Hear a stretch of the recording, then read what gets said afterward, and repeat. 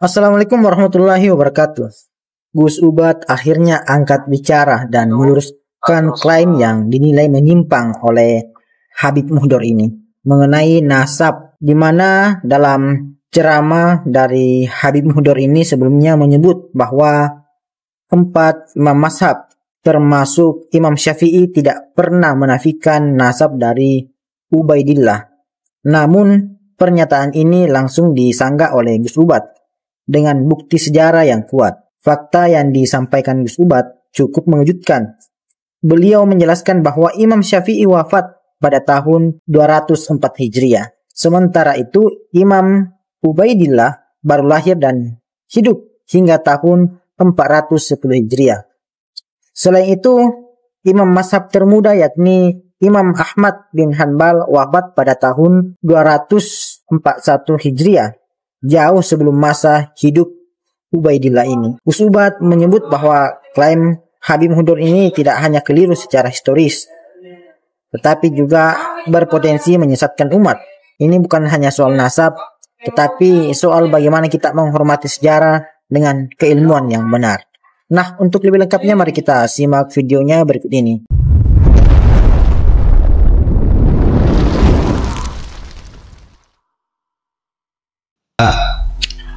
Untuk menjelaskan apa yang disampaikan oleh Habib Muhdor, ya, saya barusan tanya sama Gus Ilyas, siapa sih Habib Muhdor itu? Ternyata dia adalah putranya Habib Soleh Tanggul yang mengatakan bahwa Madzhabul Arba'ah atau 4 imam madhab mengakui Alawi bin Ubaidillah.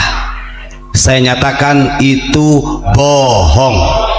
Itu namanya penyimpangan sejarah. Kalau kita lihat dalam catatan Alawi bin Ubaidillah ini dia wafat tahun 410 Hijriah. Kita ambil imam 4 mazhab, yang paling muda adalah Imam Ahmad bin Hanbal. Imam Ahmad bin Hanbal saja beliau wafat tahun 240 Hijriah. Artinya bedanya sudah 200 tahun yang lalu. Apalagi dengan Imam Syafi'i, apalagi dengan Imam Maliki, apalagi dengan Imam Hanafi yang lebih tua. Artinya sangat tidak rasional. Itu adalah dalil yang memaksakan. Ingat-ingat, itu dalil yang memaksakan, karena sampai dini hari Habib-Habib ini masih ingin dihormati sebagai dzurriyyah Rasul. Itu catatan. Siapapun itu, mau ada Habib yang lebih tua mau Habib dari mana saja, kalau mengatakan bahwa Madzhabul Arba'ah mempercayai Habib, mempercayai Alawi bin Ubaidillah, itu dusta, bohong. Jangan sampai di dalam kitab Al-Um ini secara tekstualnya A disampaikan Z kepada umat. Ini kita punya kitab Al-Um. Kalau kita bongkar sejarahnya ketika syiarnya Imam Syafi'i ketika di Yaman, malu orang Yaman. Nanti saya bacakan. Kalau 4 madhab ini mencintai ahlul bait Nabi, dzurriyyah Nabi, bahkan mewajibkan kepada seluruh umat muslim untuk memuliakan, mencintai ahlul bait Nabi, itu betul. Tapi bukan Alawi bin Ubaidillah, bukan Habib. Ini yang keliru. Tidak ada satupun dari Madzhabul Arba'ah ini yang menafikan ahlul bait Nabi. Tidak ada Imam Maliki, Imam Hanafi, Imam Syafi'i, Imam Hambali menafikan daripada ahlul baitnya Nabi. Tapi yang bermasalah ini justru adalah para habaib yang dzurriyyahnya, katanya dzurriyyah Rasul melalui Alawi bin Ubaidillah, yang sekarang lagi rame polemik nasabnya. Kan begitu. Ini jangan sampai menjadi doktrin. Ini perlu disampaikan, ya. Nanti saya bacakan nih rentetannya, karena beberapa kitab termasuk di dalam kitab I'anatut Thalibin, ya, juga menukil fatwa Imam Syafi'i betapa wajibnya umat muslim mencintai ahlul baitnya Nabi. Tapi bukan Habib, bukan dzurriyyahnya Alawi bin Ubaidillah, bukan. Oh, sampai dini hari aja Ubaidillah ini kok belum terverifikasi sejarahnya. Yang katanya Ubaid, kemudian Abdullah ditasgir jadi Ubaidillah, sembah lah. Kita nggak tahu itu. Kan begitu. Nih, sejarah akan membongkar bagaimana Imam Syafi'i ketika beliau rihlah berada di daerah Najran. Waktu itu Najran menjadi pusat pemerintahan gubernur yang ada di negara Yaman pada waktu itu. Ini saya bacakan. Karena memang karakter Yaman memang begitu, Pak. Di sini dijelaskan begini. Wa tawalla Najran wa waliyul Yaman yusani'u ahlaha alladzina la yajiduna 'inda Syafi'i al-musana'ah wal mudarah. Ingat, Imam Syafi'i ketika berada di Makkah, beliau pernah menjadi bagian daripada pemerintah yang ada di Yaman. Kemudian beliau rihlahlah ke daerah Najran. Dan tujuan Imam Syafi'i, ingat, pada waktu itu belum ada istilah Habib.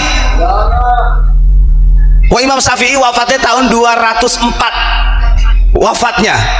Alawi bin Ubaidillah 410, jauh belum ada tuh Alawi bin Ubaidillah itu.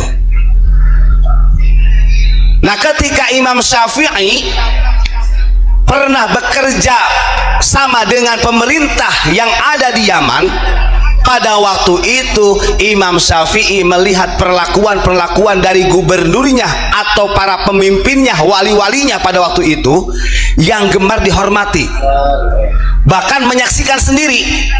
Imam Syafi'i itu melihat ketika ada pemerintah-pemerintah yang datang, gubernurnya, menteri-menterinya, itu masyarakat penduduknya wajib hormat. Ketika Imam Syafi'i berada di sana, atharus Syafi'i al-adla, atharus Syafi'i al-adla. Imam Syafi'i tujuannya rihlah, hijrah ke Yaman, membantu pemerintahan Yaman pada waktu itu, ingin menegakkan keadilan secara kemanusiaan. Catat nih orang Yaman, bagi orang-orang yang istilahnya masih kekeh terus, wabtagha mardatallahi, dan Imam Syafi'i hanya mengharap ridhonya Allah karena gila hormat, Pak.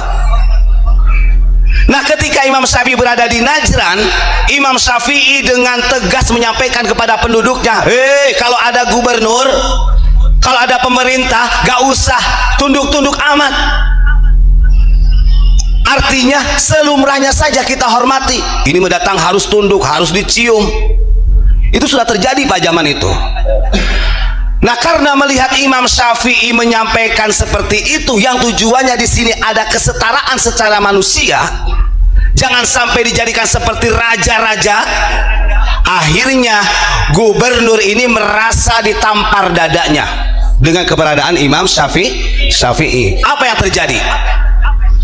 Karena Imam Syafi'i menegakkan keadilan di Najran, di Yaman, yang pada waktu itu para pemerintahannya, wali-walinya, wali masuk di situ pemerintah, gubernurnya selalu ingin dihargai, dihormati berlebihan oleh warga masyarakatnya. Akhirnya karena Imam Syafi'i membantah, mengkritik mereka gubernur Yaman, para pemerintah Yaman, akhirnya Imam Syafi'i dimasukkan ke 9 ulama yang didaftarkan oleh gubernur Yaman sebagai pemberontak. Bayangkan, dari dulu begitu. Imam Syafi'i ini dimasukkan daftar 9 ulama pada waktu itu yang memberontak kepada gubernur Yaman. Dan tidak hanya seperti itu saja. Ingat, setelah Imam Syafi'i dicurigai, ini yang katanya Habib Muhdar Imam Syafi'i mempercayai Ubaidillah, ya, ini bertolak belakang dengan sejarah Yaman. Terus kemudian setelah berada di Yaman, Imam Syafi'i dimasukkan ke 9 ulama, daftaran 9 ulama pemberontak, kata mereka gubernur pemerintah Yaman yang ada di Najran. Dan setelah itu 9 ulama termasuk Imam Syafi'i, beliau mau dilemparkan ke Baghdad dengan jalan kaki, Pak. Bayangkan, mau dipulangkan ke Baghdad, maksud dihadapkan kepada Raja Harun Ar-Rasyid pada waktu itu dalam keadaan dibelenggu, dirantai. Nah, ini yang pernah saya ceritakan.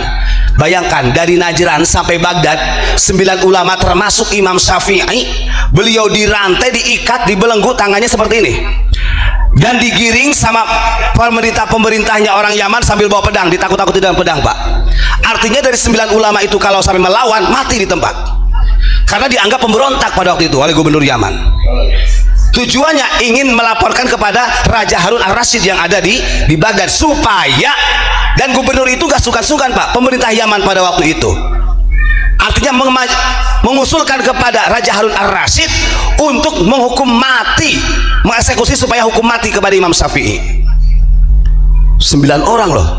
Bayangkan, sekarang mereka yang terahnya Yaman ingin diakui Imam Syafi'i saja diperlakukan demikian kok.